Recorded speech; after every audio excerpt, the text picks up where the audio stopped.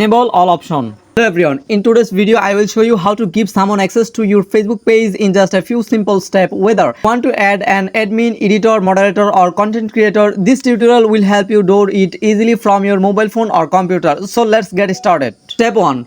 Open your Facebook page. First open the Facebook app or go to the Facebook on your browser. Now switch to the page you want to manage. After opening your page, tap on the menu option or the setting icon, then scroll down and find page setting or page setup. Page setup. Step 3. Find page access. Inside setting, look for the option called page access. Tap on it, continue. Here you all see who currently has access to your Facebook page. Step 4.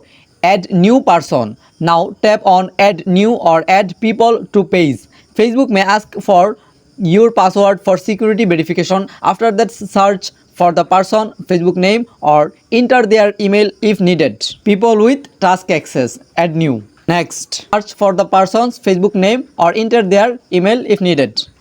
Search Facebook ID. Enable all option. Click give access. Facebook may ask for your password for security verification. Give your Facebook ID password and confirm. After selecting the access type, tap on give access or confirm. Done.